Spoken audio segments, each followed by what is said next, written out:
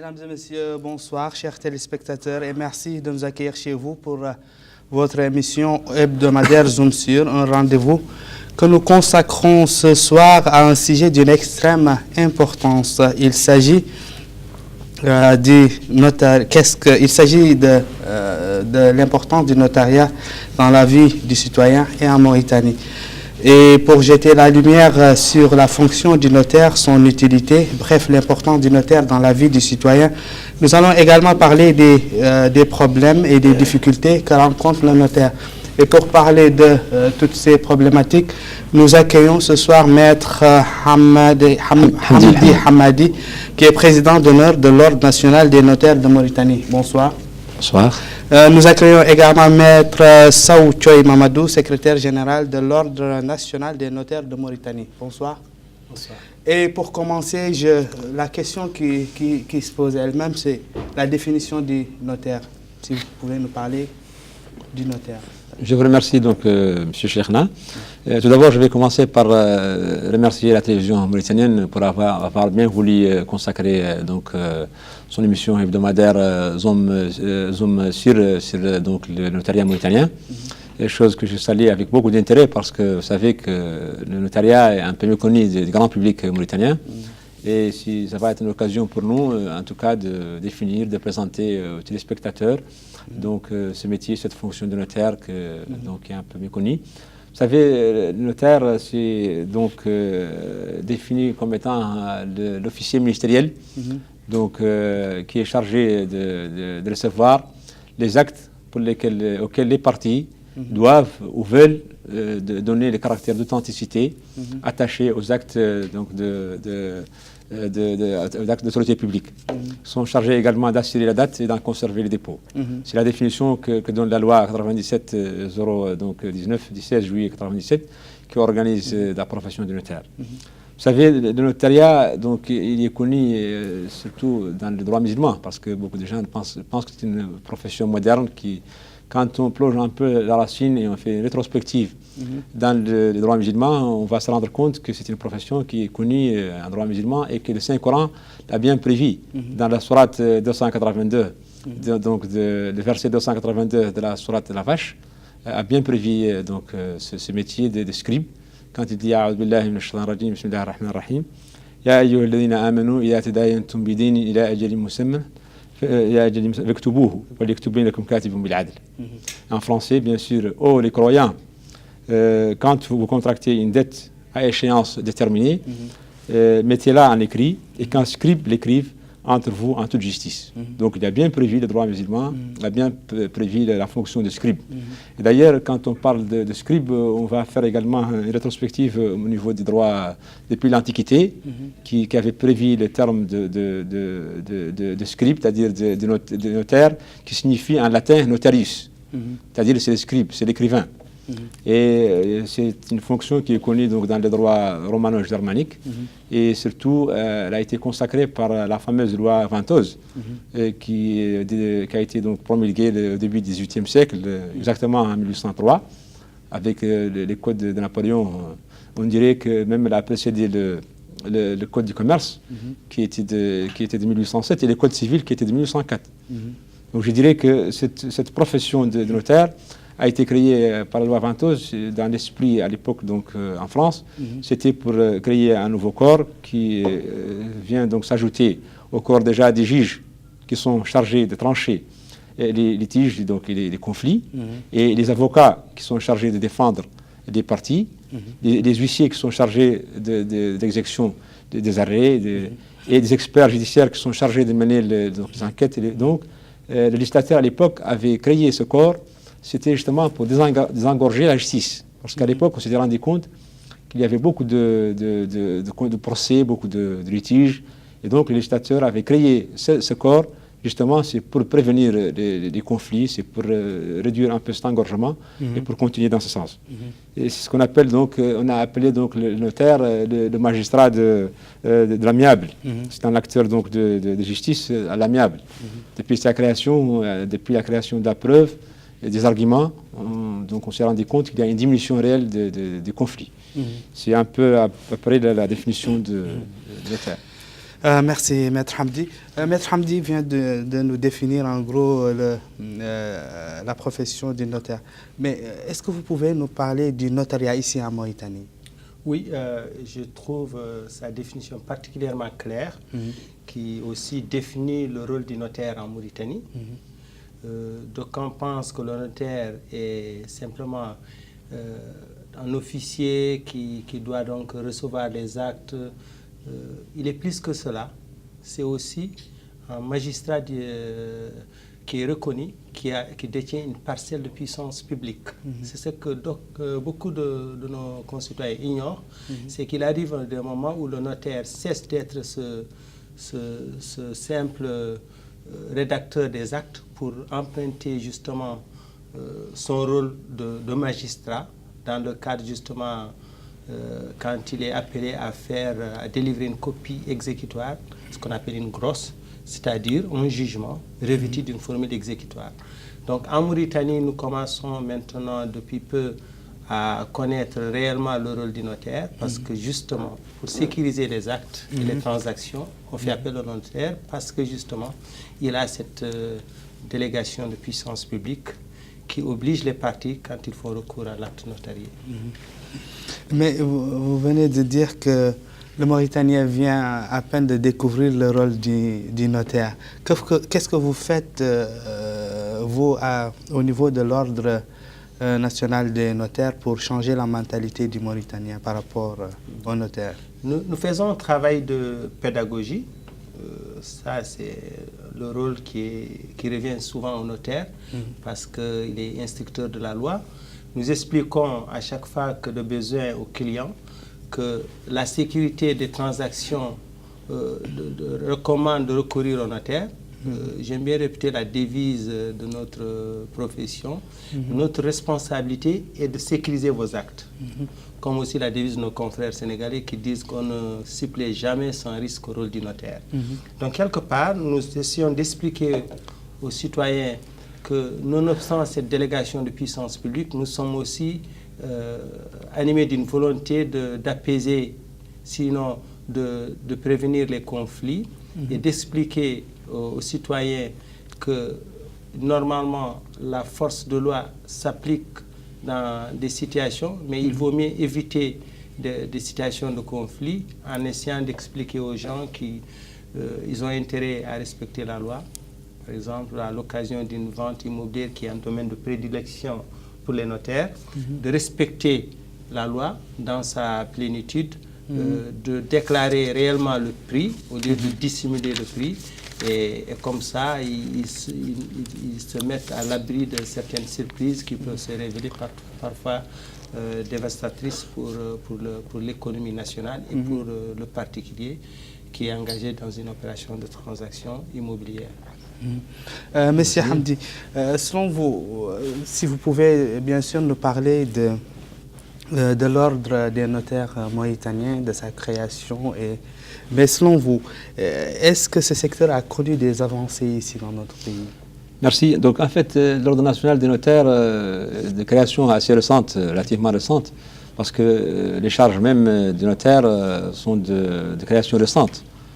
Quand je disais tantôt que c'est la loi 97-019 du 16 juillet 1997 qui a été promulguée, c'est le premier texte de loi qui a organisé, qui a réglementé donc cette profession de notaire. Et donc qui a donc consacré la libéralisation des charges notariales. Les premières charges notariales réellement ont commencé en 2000, donc moins de 20 ans. Donc je dirais que on ne peut pas avoir un bilan assez riche et exhaustif pour un ordre naissant et pour des charges également relativement récentes. Quand bien même on essaye de faire notre mieux, nous avons déjà un ordre qui comprend une assemblée générale, qui comprend un bureau exécutif, donc composé d'un président, d'un vice-président, du secrétaire général dans la personne de mon collègue Merso. Nous avons un trésorier, nous avons un porte-parole, et également nous avons des représentations au niveau des régions. Donc c'est un ordre qui est naissant, qui va essayer de développer ce métier, cette profession, tout en essayant de demander au pouvoir public de pouvoir promulguer le nouveau décret d'application de la dite loi pour essayer de faire voir ce métier. Et je dirais aussi dans ce sens que notre ordre national des notaires, a adhéré à ce qu'on appelle l'UNL, c'est-à-dire l'Union internationale des notaires du monde, qui est une institution très ancienne. Elle va fêter bientôt son 70e anniversaire à l'occasion de son assemblée générale, parce qu'elle date déjà de 1948. Donc déjà, c'est une union internationale des notaires qui a son siège donc à Rome et qui a donc un président, qui a des institutions. Tout comme également, nous avons ce qu'on appelle une commission africaine, c'est-à-dire chaque partie du monde, chaque continent a sa propre commission. Et nous, en Mauritanie, nous dépendons de ce qu'on appelle la commission africaine, qui est présidée actuellement par M. Achid Abdelhamid, donc de nationalité algérienne, qui vient de rendre visite à notre pays, qui vient de rencontrer les autorités publiques nationales. Et donc, on essaye tant bien que mal de jouer un rôle important au niveau de cet ordre, que ce soit régional, c'est-à-dire au niveau africain, ou que ce soit international, au niveau de différentes instances auxquelles on tient chaque fois à nous présenter, à nous représenter, pour essayer de faire quand même vraiment, comme on dit, écouter la voix de la Mauritanie. Une question. On assiste parfois que des imams fassent des actes. Quelle est la différence de ces actes avec ce fait par un notaire? Cheikhna, je vois que c'est une question tout à fait pertinente et qui est tout à fait posée par les différents citoyens mauritaniens, parce que ça n'a pas à qui s'adresser. Est-ce qu'il faut s'adresser aux imams ou est-ce qu'il faut s'adresser aux notaires modernes? Je dirais que la différence est simple. Et les imams, c'est des imams qui sont considérés, que nous considérons, qui sont prévus par les droits musulmans et qui sont chargés effectivement de témoigner, de faire des actes d'ordre musulman. Mais il y a un décret qui fixe des actes obligatoirement notariés. C'est une vingtaine d'actes notariés que la loi, que le législateur a consacré, a réservé aux notaires. Donc, sous peine de nullité, ils doivent être rédigés, doivent être notariés, authentifiés par le notaire. Et ces actes, quand je reviens tout à l'heure au niveau de cette liste que beaucoup de nos téléspectateurs ne la considèrent pas, voient que c'est extrêmement important de voir le rôle de ces actes. Déjà, la vingtaine de ces actes obligatoirement notariés. Quels sont ces actes? Voilà, cette vingtaine des actes, ces actes comprennent la vente d'immeubles ayant fait l'objet d'une concession définitive, les déclarations fiscales relatives à la vente, la vente des fonds de commerce, la vente des navires et aéronefs, la vente des véhicules, la concession d'hypothèques, de nantissement, l'anticrèse en garantie du capital, l'affectation hypothécaire, l'affrètement des navires et des aéronefs, des attestations de créances, le bail à cheptel, le bail avec promesse de vente, le bail ou louage d'ouvrage ou d'industrie, bail de carrière, bail immobilier. Donc a priori, donc ça c'est une vingtaine d'actes qui est obligatoirement notarié. En dehors de ces actes, donc le public, les citoyens ont le choix de s'adresser soit aux imams, soit de s'adresser aux notaires. Mais quand bien même, je voulais ici rappeler que ce qu'on appelle la différence entre l'acte authentique et l'acte sous seing privé. C'est-à-dire les actes qui sont... Vous m'avez un peu marché sur la langue, c'était voilà, ma prochaine question. Parce que quand on parle des imams, c'est un peu les actes sous seing privé. Et qui ne sont pas donc obligatoires et qui, en tout cas, constituent seulement peut-être un argument, mais ils ne sont pas exécutoires et ils n'ont pas la force probante. Alors que l'acte authentique, qui est donc diligenté par les soins des notaires, c'est ce qu'on appelle l'acte authentique. Il a beaucoup d'utilité et de différences par rapport à l'acte sous seing privé. D'abord, je disais tantôt qu'il a la force probante parce qu'il fait foi jusqu'à preuve du contraire, jusqu'à donc quand il y a une instruction de faux, d'écriture d'un faux public, jusqu'à ce stade, il est toujours considéré de bonne foi. Et il y a également la force exécutoire parce que les actes notariés ont la valeur juridique qui est le jugement définitif. Ça, c'est beaucoup de gens l'oublient. C'est extrêmement important et donc ils ont la valeur de loi. C'est comme des jugements définitifs. Et donc, c'est pourquoi ils ont ce qu'on appelle la force exécutoire. Et quand, par exemple, les citoyens, les contractants qui avaient auparavant conclu leur contrat et qu'ils vont aller au contentieux et qu'ils reviennent chez le notaire, ils vont demander au notaire donc d'apposer ce qu'on appelle la formule exécutoire. Donc cette formule exécutoire va leur permettre donc d'éviter d'aller au procès, d'aller au fond. Ça c'est extrêmement important, c'est pour gagner du temps, c'est pour gagner de l'argent comme on dit. Donc c'est pour dire qu'on conseille vraiment à beaucoup de concitoyens d'aller quand même chez le notaire parce que non seulement, comme a dit Maître Sow, il assure le rôle de conseil, des conseils impartiaux, parce que un conseil des intéressés aussi. Donc pour les citoyens, mais aussi il va donc rédiger avec l'art les contrats qui concernent les parties et qu'il va leur éviter quand même d'entrer en conflit. Donc c'est un peu sa spécialité. Donc en résumé, c'est donc le rôle du notaire et de l'acte authentique, c'est extrêmement important par rapport aux actes qui sont privés. Je rebondis un peu sur ce qu'il vient de dire par rapport à la vingtaine d'actes qu'il vient de... Donc ces actes-là, initiés par un imam, ne sont pas valables juridiquement. Ils le sont valables, mais avec un certain degré d'efficacité. Monsieur le ministre et Maître, Son Excellence le Président d'honneur de l'Ordre, a bien précisé au départ de son propos que les notaires sont établis pour recevoir des actes auxquels les parties veulent ou doivent. Doivent, c'est quand c'est énuméré par le décret, une vingtaine d'actes, c'est obligatoirement notarié. Mais pour plus de sécurité, on peut dépasser ces actes pour vouloir aussi l'authenticité qui est justement une garantie supérieure de sécurité. Parce que justement établie par un officier public, détenteur, comme il l'a dit, d'une parcelle de puissance publique avec une force probante et une force exécutoire. L'acte fait par un imam est un témoignage, comme on dit, pour in futurum, dire que j'avais acheté ce bien avec Michel Intel. Mais si vous voyez très bien que même ces actes sont obligés de repasser chez le notaire pour faire ce qu'on appelle un acte de dépôt, pour justement payer les droits d'enregistrement qui n'ont jamais été payés. Notre problème, c'est que Monsieur le Président d'honneur a oublié de dire, c'est que nous sommes confrontés à une série d'actes à régulariser à chaque fois parce que les gens pensaient qu'en s'arrêtant au niveau de l'imam, ils avaient sécurisé leur transaction. Je vous donne un exemple. Un acte qui est un terrain qui est acheté en 2003, qui est vendu entre 2003 et 2010 à 7 personnes, à chaque fois avec un simple acte d'imam. Sur chaque acte, il y a au moins 2% des droits d'enregistrement qui n'ont pas été acquittés. Sans parler même des droits que le notaire doit percevoir.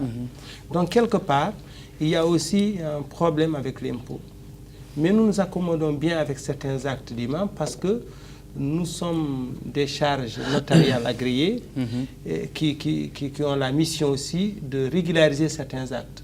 D'où le sens d'un acte de dépôt à propos d'un acte d'imam, comme il a bien souligné, qui permet de prendre une date certaine, donc avec l'enregistrement chez le notaire, et aussi de prendre rang au niveau des minutes du notaire.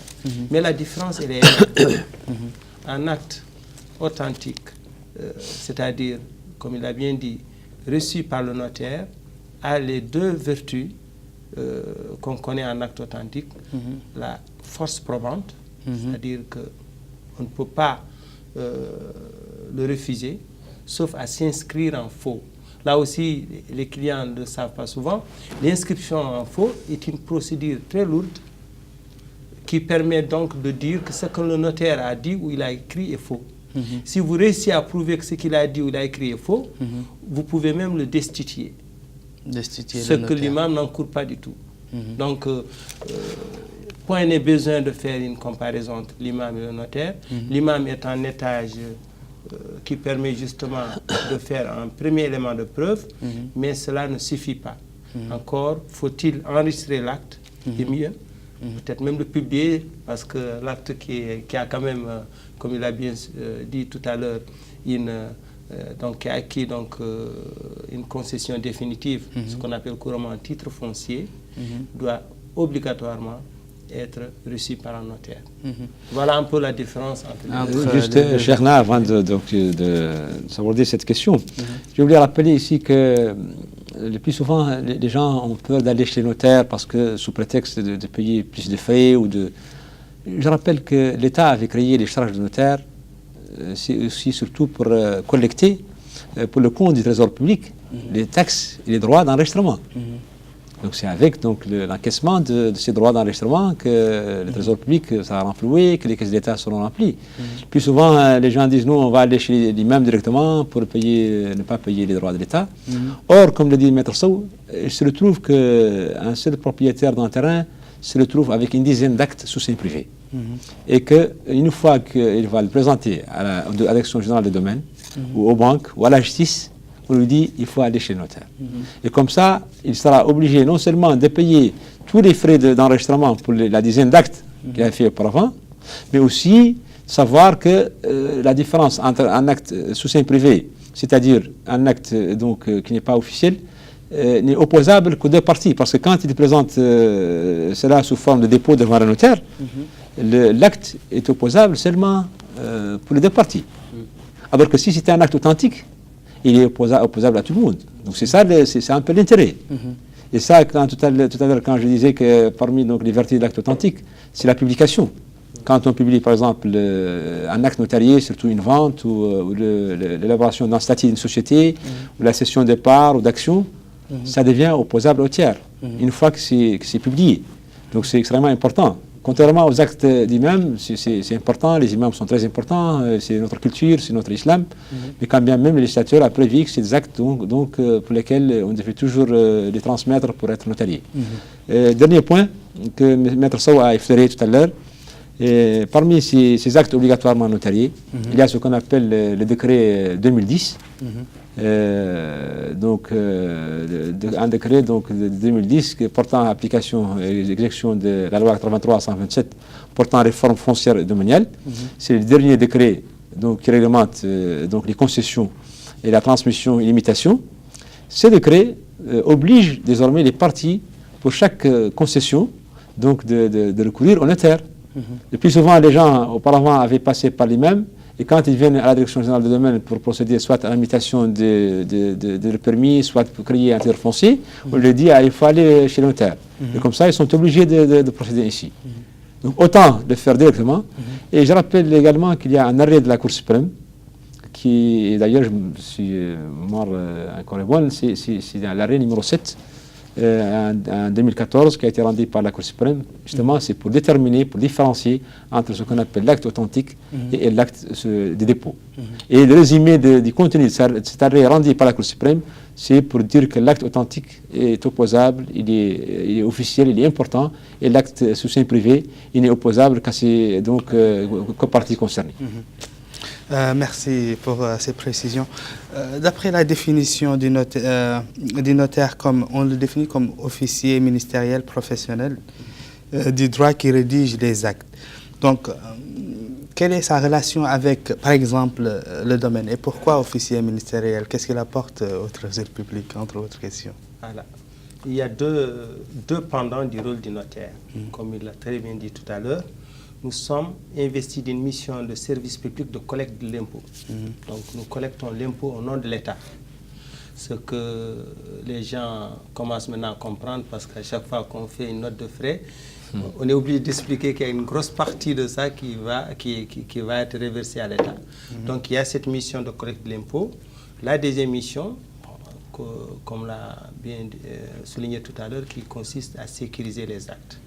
Mais pour cela, et pour éviter de désengorger les tribunaux, d'engorger les tribunaux, donc il a été prévu la profession de notaire pour éviter qu'il y ait trop de différends, de conflits, d'anticiper les problèmes, comme il a bien défini tout à l'heure, et de le consigner dans un acte.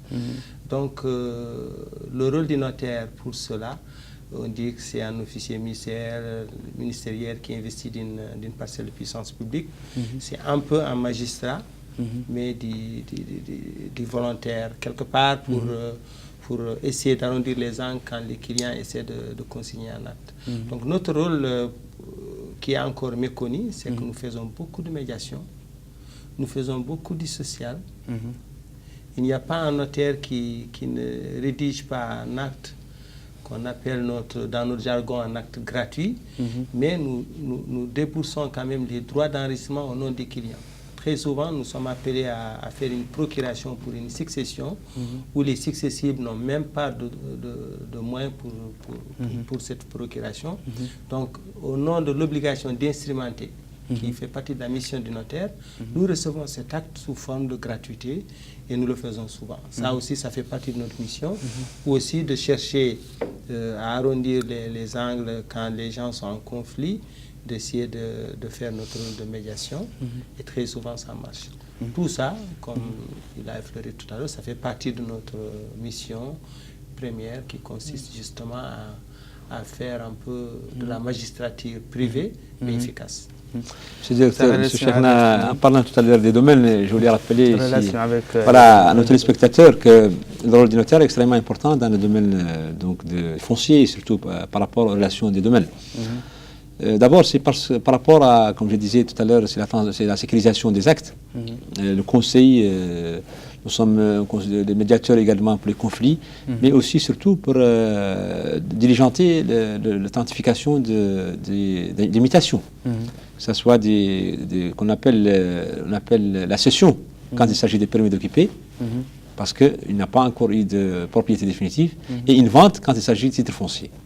Donc tout cela, c'est diligenté par les soins du notaire. Mais aussi, le notaire a ici l'habitude d'être en relation avec la Direction générale du domaine.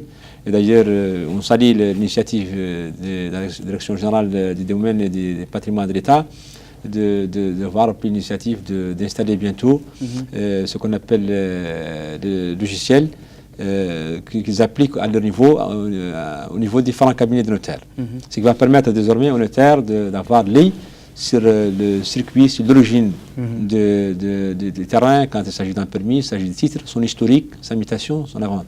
Il s'appelle le logiciel Tehlil. Donc c'est important. Ça aussi, donc le notaire aussi a tendance à donc, prendre en charge pour les clients donc les soins du suivi de la création de titres fonciers, les soins de la mutation des permis, mais aussi par rapport à ce qu'on appelle les affectations hypothécaires et les prêts consentis par les banques. Le notaire joue un rôle extrêmement important, compte tenu qu'il constitue une confiance pour les deux parties, pour la banque et pour les clients, et que le plus souvent le client donc est pressé à avoir son prêt, à avoir sa convention de Murabaha, parce qu'il veut utiliser son argent pour sa société, pour son projet et tout ça. Il n'a pas le temps d'attendre que l'affectation hypothécaire soit diligentée par les domaines et que ça prend un circuit assez long. Donc la tendance est que donc, les parties conviennent de confier le dossier au notaire, quitte à ce qu'il prenne sur lui donc, la charge de suivre, donc de libérer déjà les clients. La banque elle est tranquille parce qu'elle elle sait que c'est son notaire qui va suivre pour la procédure. Il va suivre donc l'affectation hypothécaire. Et il va suivre la radiation, il va suivre les différentes mutations. Et une fois qu'il termine cela, il va procéder à l'affectation hypothécaire et rendre le titre foncier en bonne et due forme inscrit au niveau des banques. Donc pour dire qu'il y a une relation quotidienne extrêmement importante et qu'effectivement il y a un engorgement au niveau de la Direction générale des domaines, mais avec leurs nouveaux efforts et leurs nouvelles initiatives, on espère bien, d'ailleurs, M. Maître Sow va en parler tout à l'heure, notre prochain symposium qu'on va organiser sur la sécurité foncière et auquel donc on attend beaucoup vraiment un rôle important pour la Direction générale des domaines, essayer d'améliorer le rendement, le circuit et d'avoir un peu plus de fluidité des textes, fluidité des procédures, parce qu'il y a toujours un engorgement. Donc pour dire que c'est une relation extrêmement importante et de confiance et que nous avons toujours des relations dans ce genre. Et les relations avec le guichet unique? Très bien. Pour la direction générale des guichets uniques, je rappelle ici que ça concerne un peu la création des sociétés. C'est-à-dire que le législateur a prévu que c'est le notaire qui doit diligenter la création des sociétés. C'est-à-dire le statut doit être donc notarié, surtout quand il s'agit de sociétés anonymes, des grandes entreprises pour les sociétés à responsabilité limitée. Et donc, dans ce sens, il y a deux parties. Il y a la partie donc, notariale, c'est-à-dire diligenter le statut. Les parties comparaissent devant le notaire. Donc, ils vont déterminer l'objet de la société, son capital, donc le quota de la composition du capital, et donc l'ensemble de ces éléments. Une fois qu'il signe avec le notaire donc le statut, intervient maintenant la phase de ce qu'on appelle les guichets uniques. C'est-à-dire que c'est une nouvelle création qui, d'ailleurs, qu'on salue avec beaucoup d'intérêt, parce que ça permet un peu d'abréger les procédures. Auparavant, il y avait les services qui étaient éclatés, et pour lesquels soit le notaire au nom du client, ou le client lui-même était obligé d'aller au niveau de chaque service à part, que ce soit au niveau du greffier, au niveau du tribunal du commerce, ou au niveau des représentants des impôts, au niveau des représentants de la Caisse nationale de sécurité sociale, et ainsi de suite. Maintenant, la nouvelle direction du guichet unique a regroupé l'ensemble de ces services, qui constitue réellement une réforme extrêmement importante qu'ils ont diligenté en concert avec la Banque mondiale et qui est considérée réellement comme vraiment une nouveauté qui a permis d'abréger les choses. Maintenant, le rôle du notaire, c'est quoi? C'est quand il termine de notarier, d'identifier le statut, normalement, avec ses collaborateurs, ils doivent l'amener au guichet unique pour assurer pour eux le paiement des droits de l'État, comme je le disais tantôt, pour le compte du Trésor public, mais aussi de prendre ce qu'on appelle le NIF, c'est-à-dire le numéro d'identification fiscale, l'attestation de la sécurité sociale, donc l'ensemble de ces éléments-là qu'il doit prendre et qu'en fin de compte, le client se retrouve avec un dossier complet, avec un statut, avec un NIF, c'est-à-dire un numéro d'identification fiscale, avec un registre du commerce, avec l'attestation de sécurité sociale, et donc il est maintenant enregistré et il peut faire son travail. Il y a également ce qu'on appelle les sessions d'action. Les sessions de départ pour lesquelles également donc, le guichet unique intervient parce qu'une fois que c'est diligenté par les soins du notaire, qui est obligatoirement des compétences du notaire, il doit être envoyé pour être enregistré désormais au niveau du guichet unique et non au Trésor public. C'est-à-dire auparavant c'était le service du Trésor public qui est situé au niveau du palais de justice dans lequel on faisait liquider ces droits. Maintenant, ça a été transposé au niveau du guichet unique qui regroupe maintenant l'ensemble de ces opérations. Oui. Je voulais aussi compléter. En fait, tout ça, c'est l'exigence d'une certaine synergie, parce qu'on a oublié aussi la direction des transports.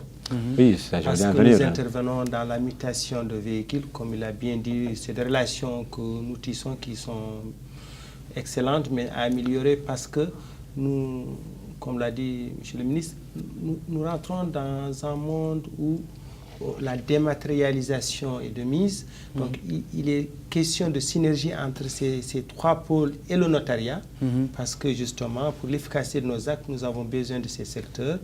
Autant on a de la réactivité, autant aussi nous exigeons des services aussi un peu de rapidité, parce que il y a souvent l'exigence du temps, mais les relations sont excellentes avec les trois. Surtout que la direction de transport a commencé à éditer des cartes grises qui sont adossées à la carte nationale d'identité, donc des titres sécurisés. Comme il a bien, la direction de domaine a pris l'heureuse initiative de nous doter donc, des possibilités d'avoir des connexions avec le fichier. Et nous osons espérer que nous aurons la même chose avec le guichet unique pour la fluidité des actes et surtout pour la célérité des transactions. Mais juste à ce dernier point, je remercie beaucoup le secrétaire général, Maître Sow, par rapport à ces deux questions. Le plus souvent, c'est-à-dire les clients s'adressent au notaire par rapport aux voitures quand il s'agit de direction de transport, mais aussi au domaine. Mais ça, comme on avait exigé, nous, au niveau de l'Ordre national des notaires, qu'on devait avoir une mémise ou avoir la possibilité en amont de pouvoir vérifier, de contrôler les actes avant de les rédiger, avant de les authentifier. Parce que, comme le disait tout à l'heure le Maître Sow, avec les cartes grises, si elles sont falsifiées, si elles sont scannées, et que nous, on n'a pas de possibilité de pouvoir déceler ce faux usage de faux qui est fait là-dessus. Donc, qu'est-ce qu'on peut faire? Les parties nous présentent une carte grise en bonne et due forme, et nous présentent leur pièce d'identité, et on procède à l'acte de vente. Il se trouve plus tard que c'est des cartes grises falsifiées.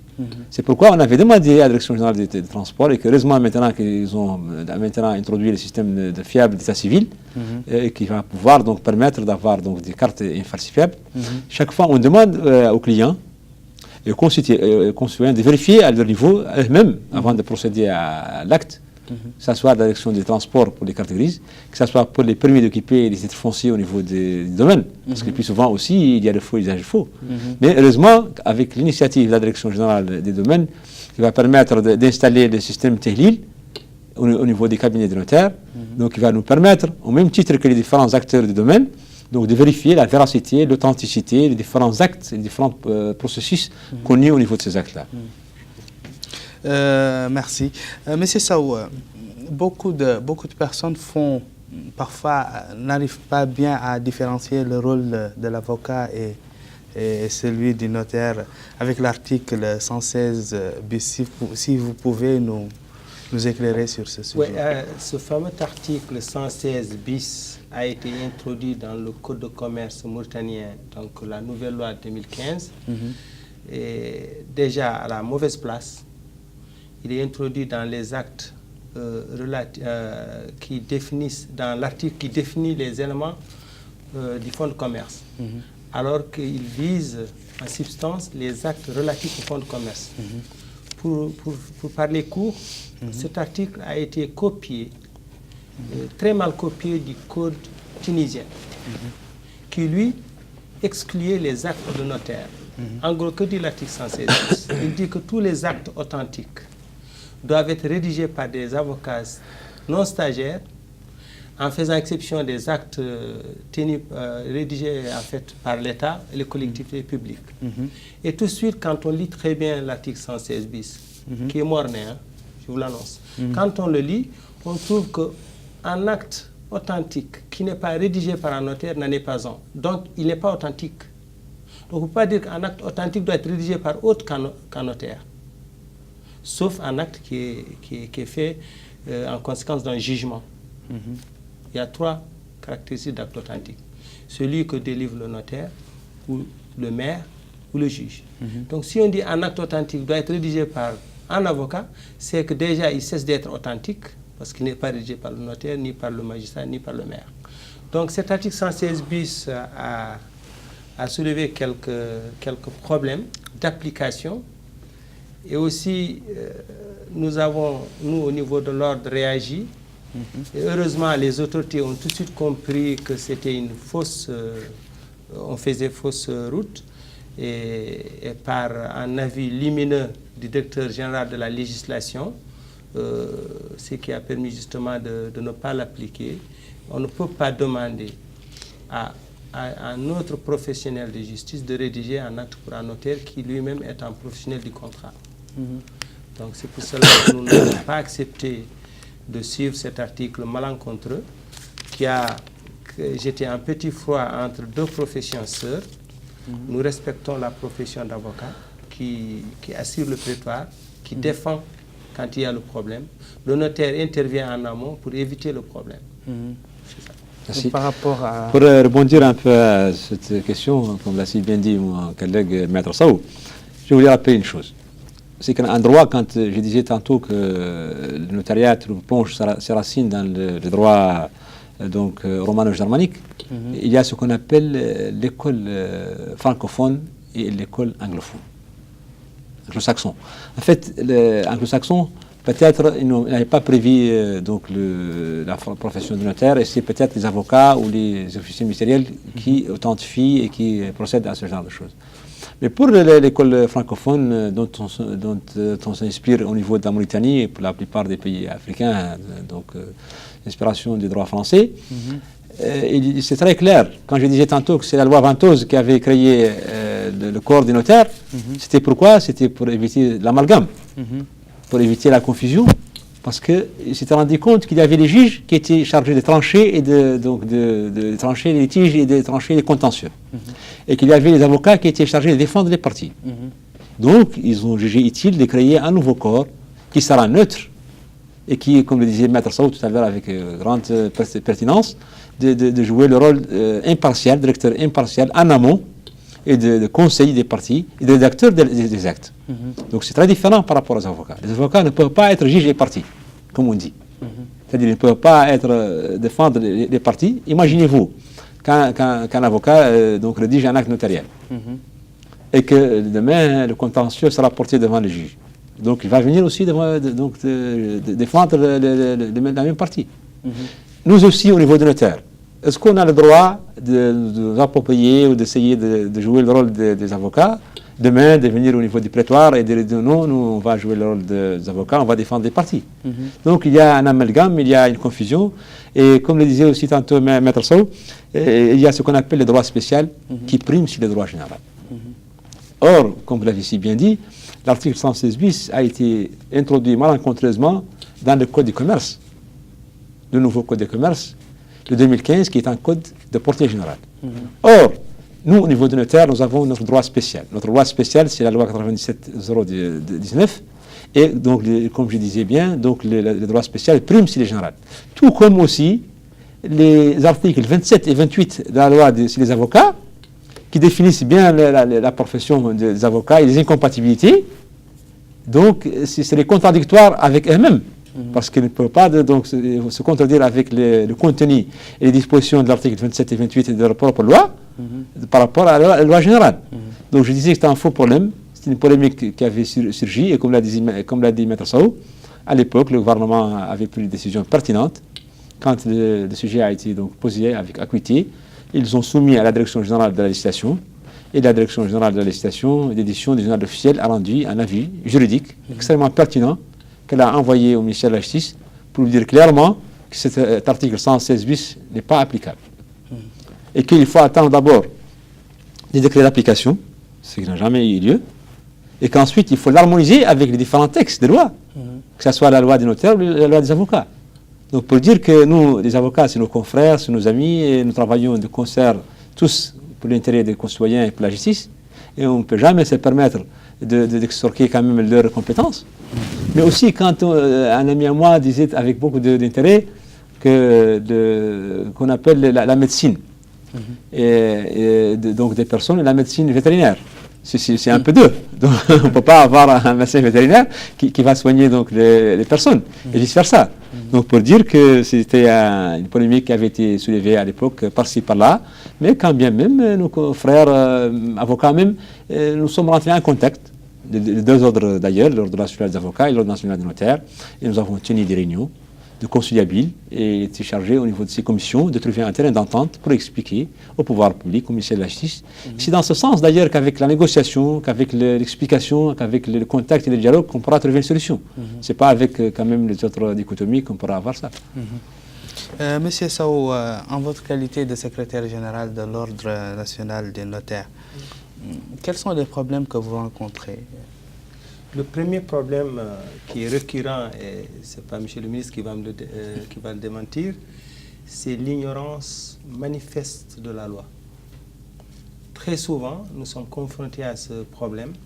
Nous expliquons avec beaucoup de pédagogie qu'on ne peut pas prospérer ni économiquement, ni même socialement si on ne respecte pas la loi.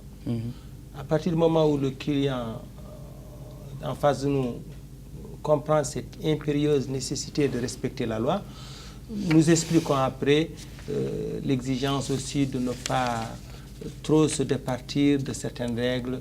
Par exemple, expliquer au client que les deux parties doivent comparaître devant nous parce qu'il s'agit d'un acte authentique.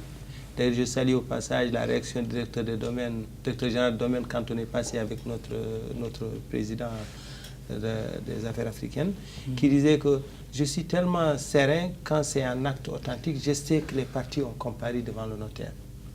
Et très souvent, le client vient avec beaucoup d'ailleurs d'exigences, dit non, mais j'ai amené la pièce d'identité de mon co-contractant, et souvent avec mes collaborateurs, je réponds, mais vous l'avez peut-être contraint à vous donner la pièce. Je dis, vous êtes costaud, vous l'avez cogné devant le mur et vous avez pris la carte d'identité.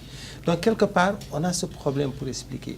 L'autre problème, c'est qu'on a du mal aussi à expliquer aux gens que nous sommes là pour apaiser et nous sommes là pour les deux parties. Et là, il y a une confusion regrettable avec la profession d'avocat. Ils pensent que le notaire, quand il conseille pour une partie. Nous conseillons pour les deux parties. Et aussi nous faire connaître du grand public.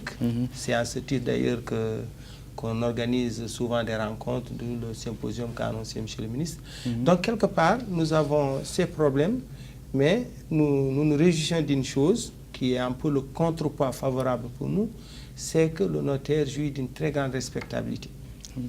Nous ne connaissons pas de difficultés, jamais eu d'agression, même si nous agissons sous la protection de monsieur le procureur près de la cour d'appel. C'est que les gens ignorent aussi. Quand un notaire est en difficulté, il suffit d'un cours d'appel pour être épargné parce que c'est un magistrat. Mais Dieu merci, nous n'avons jamais eu de problème ni d'agression. Parfois, des voix pour s'élever, on essaie avec notre diplomatie de régler ça. Voilà.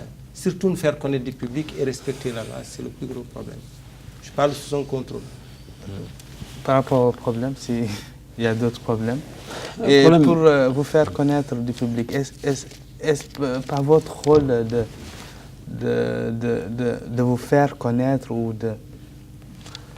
Je vous remercie beaucoup. D'ailleurs, je pense que votre émission Zoom Sir contribue justement dans ce sens, vient à point nommé, c'est pour nous faire connaître du public qui me connaît réellement la profession du notaire. Et comme je le disais tantôt, c'est parce qu'elle est peut-être relativement récente. Et quand bien même, quand les parties se rendent dans les cabinets des charges notariales et qu'ils trouvent réellement le conseil désintéressé, et qu'ils trouvent également une rédaction impartiale, qu'ils trouvent vraiment le service concerné, qu'ils sachent aussi que ce n'est pas les frais qui doivent être un obstacle réellement, comme le disait Maître Sao, pour aller chez le notaire, parce que nous travaillons dans un cadre légal. Et la loi nous interdit de faire un acte, de rédiger un acte, d'authentifier ou de donner aux parties sans pouvoir au préalable l'enregistrer au niveau du trésor public. Et ça, beaucoup de gens, parmi ces problèmes, ne comprennent pas. Et nous-mêmes, quand nous avons des amis, nous avons des gens, non seulement on leur fait notre travail gratuit, mais aussi on enregistre pour eux les actes au niveau du trésor public. On débourse parce qu'on ne peut pas nous permettre de délivrer un acte à un tiers ou à quelqu'un qui n'est pas enregistré, sous peine d'indemnité, de contrôle et d'inspection. Donc ça c'est important. Parmi ces problèmes aussi, nous attendons réellement à ce que les pouvoirs publics essayent un peu de nous accompagner par la promulgation de nouveaux décrets d'application. Et conscient bien sûr que le pouvoir actuel, le pouvoir public sous l'impulsion du président de la République, M. Mohamed Abdelaziz, que réellement il donne un intérêt particulier justement à la justice et surtout au niveau de ces cabinets de notaires. Peut-être nous attendions avec le gouvernement d'essayer de faire vite un peu pour promulguer les nouveaux décrets, qui sont prévus par la loi. Il y a des décrets aussi qui doivent être faits dans le cadre de la création des sociétés civiles professionnelles. Nous sommes en retard par rapport à certains pays, en France, certains pays, le Maroc, l'Algérie. Ils sont assez en avance parce qu'ils ont prévu dans la législation ce qu'on appelle la SCP, c'est-à-dire la société civile professionnelle, qui prévoit donc d'avoir des notaires associés. Ce qui n'est pas prévu. Quand on veut le faire, on ne peut pas le faire juridiquement. Parmi ces questions aussi, nous attendons à ce que chaque fois on organise des séminaires, des symposiums, comme celui qu'on va faire sur la sécurité foncière. Et nous comptons beaucoup sur les médias, de faire connaître quand même notre métier, pour expliquer que nous sommes là pour eux, que nous sommes là pour aider les concitoyens et qu'il n'y a pas de problème là-dessus. Monsieur Sao, vous venez de le dire tout de suite que la profession de notaire jouit de beaucoup de respect ici. Mais est-ce que le notaire gagne bien sa vie ici en Mauritanie? Il y a une idée reçue, nous voudrions que cela continue. Une idée reçue qui consiste à dire que le notaire gagne bien sa vie. Il le gagne passablement parce que, comme je disais tantôt, tout est lié. La profession n'est pas tellement bien connue. Donc nous essayons de nous faire connaître. Et très souvent, il y a deux types de clients. Celui-là qui peut réellement payer tous les droits et un autre client, à contrario, qui est en difficulté et au nom de l'obligation d'instrumenter, parce que nous sommes des notaires, nous devons accepter tout le monde, sauf à nous demander de faire un acte illicite. Au nom de l'obligation d'instrumenter, nous sommes obligés aussi de recevoir des gens qui sont dans la plus grande difficulté. Je pense que, comme l'a si bien dit Monsieur le ministre, nous avons été reçus par le tout nouveau ministre garde des Sceaux et nous sentons une prédisposition à accompagner les notaires, aussi pour contrecarrer parfois des problèmes par rapport à ces gens qui sont en difficulté qu'il faut recevoir.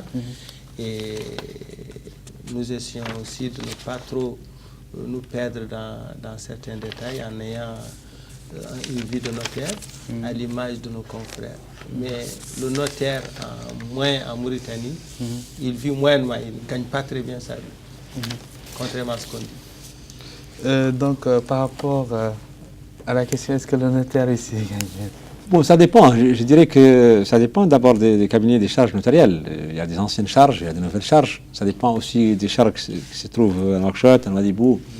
A priori, donc, on dit que les notaires, c'est les métiers des nobles et qu'ils doivent être à l'abri des besoins, comme on dit, pour être réellement impartial et pour éviter de partir. Mais compte tenu aussi du manque de compréhension des concitoyens, ils ont tendance surtout à recourir aux actes des imams. Et quand on fait le répertoire annuel des actes notariés, on se rend compte que pour quelques-uns, en tout cas des charges, il y a des actes qui sont annuels qui ne sont pas très, très élevés. Par contre, en revanche, il y a d'autres qui réussissent quand même à avoir... Et pour la sélection des notaires? Très bien. Pour la sélection des notaires, je rappelle que c'est l'article 9 de la loi 97 019 17 juillet 97 qui a réglementé donc, le mode de sélection des notaires. Les notaires sont nommés, sont désignés par arrêté du ministre de la Justice. Mais pour le faire, il doit se baser sur l'avis d'une commission de sélection. Cette commission de sélection est prévue par le même article, donc je pense que l'alinéa 2 de l'alinéa 3, qui prévoit que cette commission de sélection doit être présidée par un représentant du ministère de la Justice. Le plus souvent, c'est le directeur des affaires civiles, d'ISO, et avec le président de la cour d'appel, des ressorts donc, de l'enseignement, avec le procureur général de la cour d'appel, qui assure également la tutelle des notaires, avec le directeur du Trésor public, compte tenu qu'il a des aspects financiers, mais aussi avec les membres, les doyens de la faculté des sciences juridiques et économiques. Ça, c'est ce qu'on appelle la commission de sélection, qui normalement procède à des entrevues avec les différents candidats et qui donc élabore donc, un procès verbal constitue réellement la base de sélection qu'ils doivent transmettre au ministre de la Justice, lequel ministre de la Justice, la base d'ordre de mérite de la sélection qui est définie, procède par donc la nomination à travers un arrêté du ministre de la Justice. C'est un peu ça que ça se passe pour la sélection de charges notariales. J'ai oublié un peu de rappeler qu'auparavant, il faut d'abord la création des charges doivent être accordées par le gouvernement, un conseil du ministre. C'est-à-dire que si les pouvoirs publics, à travers le ministre de la Justice, sentent l'intérêt d'ouvrir une charge en cabinet notarial parce qu'ils savent que normalement le service public, comme le disait tantôt Maître Saou, que c'était une délégation d'une parcelle du pouvoir de l'autorité publique, pour les usagers de la justice, qu'il y a un endroit ou une place qui manque de notaire, donc le ministre de la Justice va proposer au gouvernement la création d'une nouvelle charge. Une fois qu'elle est adoptée, que c'est en ce moment qu'on procède à la sélection par la procédure que je viens de décrire tantôt. Merci. Il me reste pas beaucoup de temps. Si vous avez un dernier mot et si vous voulez parler du symposium que vous allez organiser. Oui. En tant que secrétaire général de l'ordre, je vous dois quand même de rappeler l'actuel bureau. Il est composé de 3 vice-présidents, dont Monsieur le ministre qui est de 3 présidents d'honneur. Monsieur le ministre qui est un président d'honneur, de M. Issa Mohamed Miske et Mohamed Boudid, donc, qui étaient parmi les premiers à occuper les charges notariales. Actuellement, le bureau de l'ordre est présidé par M. Slama Abdullah et son vice-président s'appelle M. Salmoul Yahya, charge 8, Slama charge 7. Le secrétaire général, c'est moi-même, et le trésorier, c'est Mohamed Maham. Donc, charge 12, chargé de com, Abdoulaye et Maître Abdoulaye Nsouelim. Donc, c'est ce bureau qui pilote les activités, qui projette d'organiser un symposium inaugural. Nous projetons de faire cette manifestation tous les 2 ans. Et l'édition inaugurale porte sur la sécurité foncière, donc sur le domaine de prédilection du notaire et en partenariat que nous voulons avec les pouvoirs publics et aussi les organisations non gouvernementales. Ce sera du 27 au 29 mars. Le 27, ce sera une journée porte ouverte du notariat. À ce titre, les médias sont conviés et vous avez, comme l'a dit M. le ministre, votre rôle de vulgariser aussi le métier du notariat. Et le 28 et le 29 sera justement consacré au thème sur la sécurité foncière, surtout en milieu urbain. Voilà. Et vous remercie aussi de cette invitation qui nous va droit au cœur et qui nous permet de nous exprimer sur un métier. Merci. Merci à vous également. Si vous avez un dernier mot. Merci, M. Cheikhna. Donc, comme je le disais, au niveau de l'ordre national, nous avons décidé chaque fois d'organiser des thèmes, des symposiums. Et comme le disait Maître Sow, nous avons commencé par la sécurité foncière. Nous nous sommes rendus compte que c'est un thème qui est extrêmement à point nommé, qui est extrêmement important, auquel les différents citoyens portent beaucoup d'intérêt, et qu'au fur et à mesure, chaque fois, on va organiser d'autres symposiums sur d'autres thèmes. Et comme le disait tantôt Maître Sow, nous avons convié des grands notaires de France, de l'Union africaine, également de notaires africains, qui vont contribuer, qui vont assister, et que grâce également à la coopération de l'Union européenne, qu'on salue également pour l'occasion, qui nous accompagne dans le financement de ces symposiums. Nous comptons donc organiser ces symposiums auxquels on va convier beaucoup également d'intervenants au niveau national, au niveau international, qui vont donc participer pour la réussite grandiose de ce symposium. Le dernier point que je voudrais dire, c'est surtout expliquer aux concitoyens que le notaire, son rôle, comme je le disais tantôt, c'est le conseil. Donc c'est extrêmement important de venir chez le notaire pour écouter le conseil, pour l'accompagner, pour rédiger ses actes. Et comme le disait, s'il y a le médecin qui est chargé de la santé des personnes, on dit aussi que le notaire est chargé donc de la santé de son patrimoine. C'est-à-dire de le conseiller, donc de l'accompagner, et d'assurer, de sécuriser ces transactions juridiques, immobilières et autres. Donc, une fois encore, on remercie la télévision mauritanienne pour nous avoir offert cette occasion pour présenter brièvement ce corps méconnu, que je disais, et que nous souhaiterions donc reprendre pour d'autres occasions. Vous serez toujours les bienvenus ici, en tout cas l'émission Zoom Sur. Voilà, c'est la fin de cette émission Zoom Sur. Je rappelle que j'étais avec Maître Hamdi Oulhamadi, qui est président d'honneur de l'Ordre national des notaires de Mauritanie et qui est ancien ministre. Et j'étais également avec Maître Sow Choy Mamadou, secrétaire général de l'Ordre national des notaires de Mauritanie. Merci à vous deux d'avoir répondu à notre invitation. Je remercie également l'équipe technique, Mustafa Mohamed à la réalisation, Tahman Boud au Nodal, Aïchetou et Naama. Et je remercie mes cadreurs, Mokhtar Oul Alem. Et un grand merci également à Aziz Saadna. Ok, au revoir.